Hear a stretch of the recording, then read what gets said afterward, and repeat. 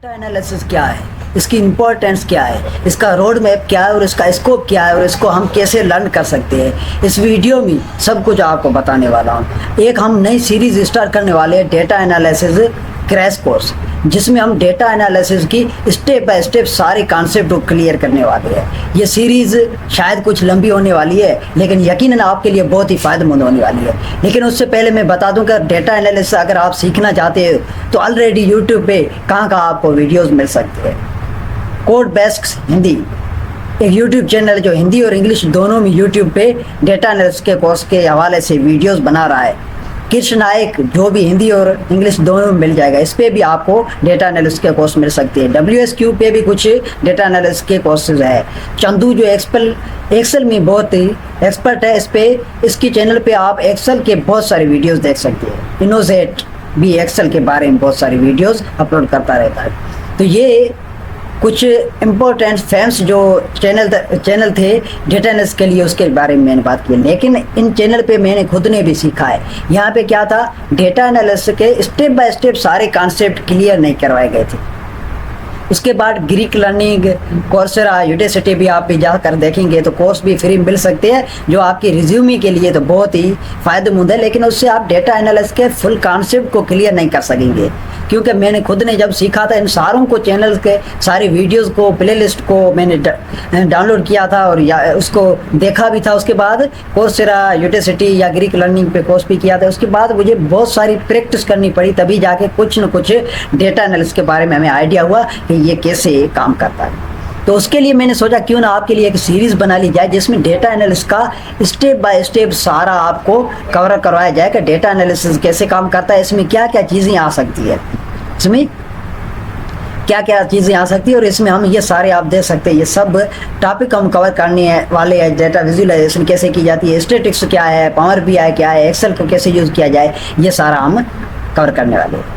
लेकिन उससे पहले मैं आपको बता दूं, डेटा एनालिसिस की फील्ड में आप क्यों आना चाहते हैं, इसमें आपको क्या क्या काम करने पड़ते हैं, और इसकी कंपेयर में डेटा साइंटिस्ट भी कहा जाता है या डेटा एनालिस्ट भी कहा जाता है, बिजनेस एनालिस्ट भी कहते हैं, डेटा एनालिस्ट भी कहते हैं। तो इन टर्म्स में डिफरेंस क्या है, सबसे पहले तो हमें ये जानना चाहिए ना, तभी हम, क्योंकि जब तक हमारे माइंड में गोल सेट नहीं होगा तब तक हम किसी भी पैथ पे सफ़र नहीं कर सकते। उसके लिए मैंने सोचा पहले आपको इसके बीच में डिफरेंस बता दूं कि डिफरेंस क्या है, डेटा एनालिस्ट क्या काम करता है, डेटा साइंटिस्ट क्या काम करता है।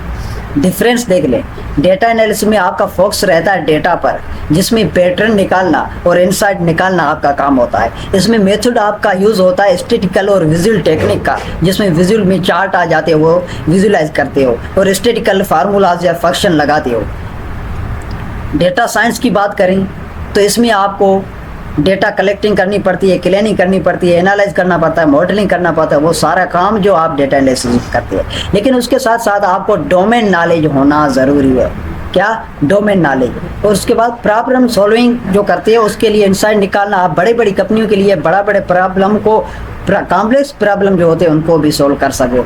मीन्स के डेटा एनालिसिस एक बिगिनर लेवल की स्टेज है, स्किल्स है, और इसमें जैसे जैसे आप ग्रो अप करते जाओगे आप डेटा साइंटिस्ट के नियर होते जाओगे।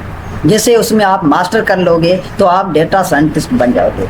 डेटा साइंटिस्ट में आप मशीन लर्निंग और कंप्यूटर की बहुत सारी लैंग्वेज, NLP और बहुत सारे न्यूरल नेटवर्क सब सीखने पड़ते हैं। लेकिन डेटा एनालिसिस में आपको सिर्फ डेटा को अंडरस्टैंड करना है, उसको समझना है, उसके बाद उसको क्लीन करके उस पर स्टैटिस्टिकल फार्मूले कुछ लगा के और विजुअलाइज करके उससे इनसाइट निकालने पड़ते हैं। ओके, तो सबसे पहले इसके हम स्कोप देख लें। तो डेटा एनालिसिस में क्या होता है, market research, finance, health care जैसी कंपनियों में आप काम कर सकते हैं। आपको डेटा एनालिस्ट कहा जाएगा या बिजनेस एनालिस्ट भी कहा जाएगा। डेटा साइंस में ब्रॉडर डेटा सोर्स होता है और कॉम्प्लेक्स प्रॉब्लम होते हैं, उसमें आपको डेटा साइंटिस्ट कहा जाता है या मशीन लर्निंग इंजीनियर भी कहा जाता है। डेटा एनालिटिक्स में आप जो वही काम करते हैं, लेकिन आपको बिजनेस एनालिस्ट, डेटा एनालिस्ट या डेटा इंजीनियर भी कहा जाता है। ओके, तो ये थे स्कोप। अब अगर रोड मैप की बात करें तो आपको रोड मैप भी ये दिखाई दे रहा है कि आप बेसिक डेटा एनालिसिस करना चाहते हो तो क्या क्या चीज़ें आपको सीखनी चाहिए। इंटरमीडिएट डेटा एनालिस्ट बनना चाहते हो तो आपको क्या क्या सीखना चाहिए। एडवांस लेवल पे बनना चाहते हो या डेटा साइंटिस्ट बनना चाहते हो या फिर एडवांस डेटा साइंटिस्ट बनना चाहते हो तो आपको क्या क्या काम करना चाहिए, ये आप सारा इस नोट्स में देख सकते हो, जो मैं आपको डिस्क्रिप्शन में लिंक भेज दूंगा। आप वहाँ से इसे रीड कर सकते हो, डाउनलोड कर सकते हो, पढ़ सकते हो और समझ सकते हो इनिशियल स्टेज में क्या डेटा एनालिसिस होता क्या है, इसमें क्या क्या काम होते हैं, इसके रोड मैप क्या है और कहाँ कहाँ हम सीख सकते हैं। ओके, तो ये रहे इसका बेस के इंट्रो का डेटा एनालिसिस होता क्या है। अब बात करें अगर इसकी इम्पोर्टेंस की, इसके स्कोप की, आप गूगल पे जाके सर्च भी करके देखेंगे तो आपको पता पड़ेगा कि फ्यूचर में आने वाले जो दिनों में डेटा एनालिस्ट और डेटा साइंटिस्ट की जॉब बहुत ही ज़्यादा इंक्रीज़ होने वाली है, क्योंकि जैसे जैसे एप्लीकेशंस, वेबसाइट्स ज़्यादा बनते जाएंगे, उस पर ज़्यादा कंटेंट आते जाएंगे, तो कंटेंट से डेटा बनती है, रा डेटा बनता है। जैसे रा डेटा ज़्यादा बनेगी, डेटा एनालिस्ट और डेटा साइंटिस्ट की जॉब ज़्यादा होती रहेगी। आप देख सकते हैं इंद्रपाल बांदरे जो चीफ डेटा ऑफिसर है, किसका, IBM का। ओके, इसकी क्या मंथली है, इसने कैसे यहाँ पे पहुँचा, इसकी हिस्ट्री आप गूगल पे सर्च कर सकते हो, या ग्लेन फिंच को भी देख सकते हो। ये कुछ मैंने पीपल जो काम कर रहे हैं डेटा साइंटिस्ट और डेटा एनालिस्ट के तौर पे वो मैंने लिखा है। अब नीचे यहाँ मैं दिखा देता हूँ आपको, एक लड़की है जो जूनियर डेटा एनालिस्ट के तौर पे गूगल कंपनी पे काम कर रही है, और ये मंथली कितना अर्निंग कर रही है आप देख सकते हैं, 75 से भी ज़्यादा मंथली अर्निंग कर रही है डॉलर के रूप में। ओके, तो आप देख सकते हैं ये सारे कैसे अर्निंग कर रहे हैं और डेटा एनालिस्ट की फील्ड में आपको क्या क्या करना चाहिए। तो आज जो मैं डेटा एनालिस्ट की बात करने वाला हूँ, इसमें आपको बताने वाला हूँ, ये सबसे पहले इंट्रो देता हूँ कि डेटा एनालिस्ट होता क्या है। इसमें आपको मैं इस सीरीज़ में क्या क्या कवर करवाने वाला हूँ। देखो, डेटा एनालिस्ट जो क्या करता है, किसी भी डेटा को क्लीन करता है, ट्रांसफ़र करता है और उसको मॉडलिंग करता है, विजुलाइज करता है, किसी चार्ट के थ्रू या ग्राफ के थ्रू आपको सॉल्यूशन देता है, किसी इंसाइट्स को, छुपे हुए इंसाइट को निकाल के देता है और प्रॉब्लम को सोल्व करता है। कैसे करता है आगे आगे हम समझते जाएंगे। यहाँ पे जस्ट मैं एक एग्जांपल देता हूँ, सादा सा एग्जांपल। फर्ज करेंगे आपका दुकान है, आपका एक शॉप है, उस पर आपने सेल किया। आपने क्या किया, एक मंथली का रिकॉर्ड कलेक्ट किया है, रा डेटा को एक टेबुलर फॉर्म में कलेक्ट किया, उसमें जो क्लेम किया, जो भी रिमूविंग या डुप्लीकेट्स वैल्यू थी उसको निकाल दिया। ये प्रोसेस करके आपने डेटा विजुलाइज करके देखा, उसमें एक ट्रेंड लाइन आएगी। उस विजुलाइज जो चार्ट है उसने आपको बता दिया कि आपने इस मंथ में किस डेट पे ज़्यादा सेल की थी और किस डेट पे आपको ज़्यादा प्रॉफिट हुआ था, और किस टाइम पे या किस क्लाइंट ने आपको ज़्यादा फ़ायदा, कस्टमर ने आपको ज़्यादा फ़ायदा दिया है, वो फीमेल है या मेल है, कहाँ के रहने वाला, ये सारी डेटा आपको मिल जाएगी। उसके थ्रू आप क्या कर सकते हो, उस कस्टमर पे फोकस कर सकते हो, उसके लिए डिस्काउंट रख सकते हो ताकि वो और भी ज़्यादा आपसे चीज़ें खरीदे, और इस तरीके से आपका बिजनेस ग्रो करेगा, आप ज़्यादा प्रॉफिट हासिल कर सकते हो। तो डेटा एनालिसिस ऐसे ऐसे काम करता है। ओके, इसमें प्रोसेस क्या होता है, पहले आपको डेटा कलेक्ट करनी पड़ती है, उसके बाद प्रोसेसिंग स्टार्ट होता है जिसमें क्लीनिंग करना पड़ता है, उसके बाद डेटा एनालाइज करते हो जिसमें स्टैटिस्टिकल फंक्शन भी लगा सकते हो या फिर डेटा विजुअलाइजेशन चार्ट भी इस्तेमाल कर सकते हो। उसके बाद कम्युनिकेशन करना है, मीन्स उसमें से इंसाइट निकाल के आपको टेस्ट की सूरत में उस प्रॉब्लम को सॉल्व करना होता है।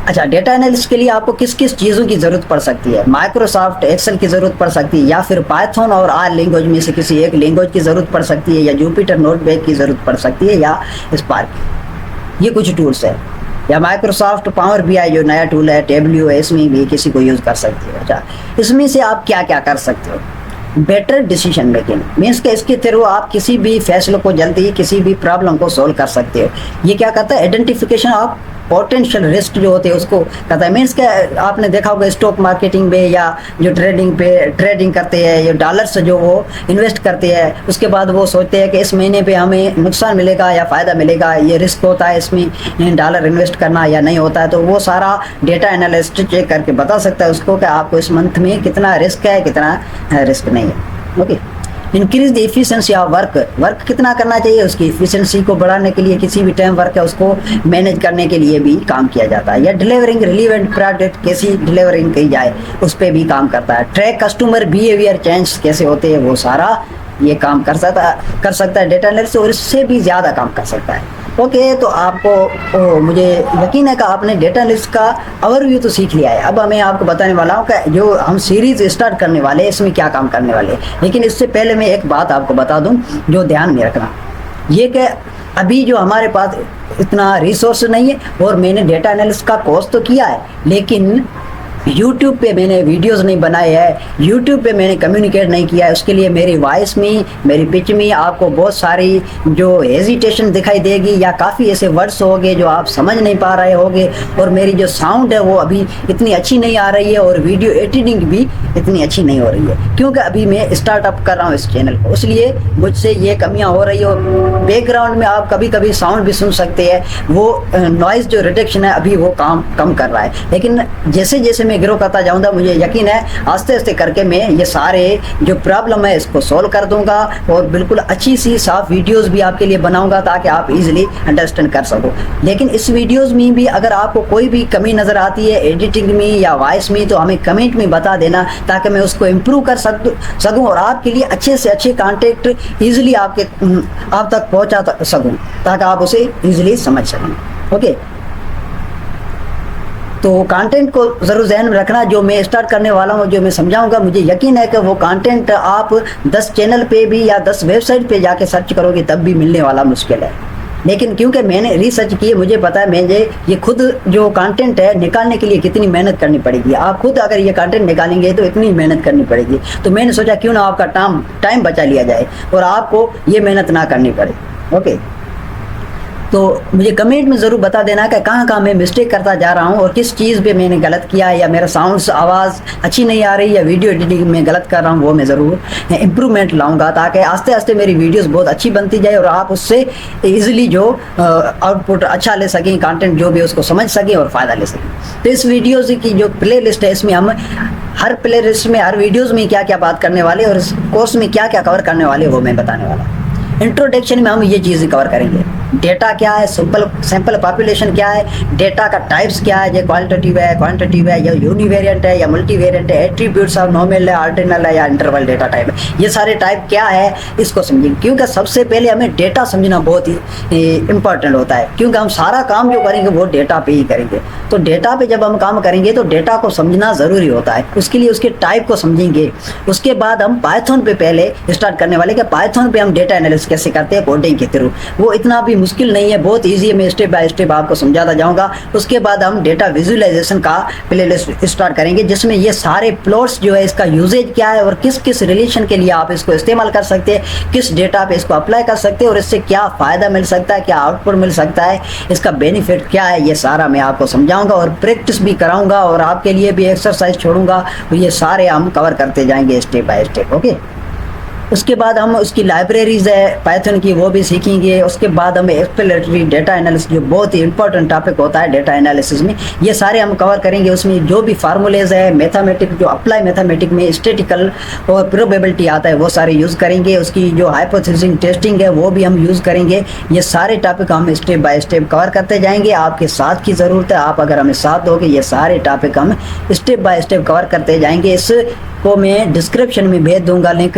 और आप वहां से पढ़ सकते हैं कि इसमें क्या क्या टॉपिक्स है और हम इस प्ले लिस्ट में क्या क्या टॉपिक कवर करने वाले हैं। ओके दोस्तों, तो अगर ये वीडियो आपको अच्छी लगी हो तो इस चैनल को सब्सक्राइब कर दो, इस वीडियो लाइक कर दे, और लेकिन कमेंट में ज़रूर हमें बताना कि ये वीडियो कैसी रही, और आगे आने वाली प्ले लिस्ट में मैं जो भी कंटेंट बनाऊंगा उसमें जो भी आपको अच्छा लगे तो शेयर कर देना, और जहां भी आपको बुरा लगे या कमी कोताही नजर आए तो हमें बता देना, ताकि मैं उस पर और भी ज़्यादा मेहनत करूं, आपके लिए अच्छे से अच्छा कंटेंट ले आऊँ। Okay, thank you, wish you all the best.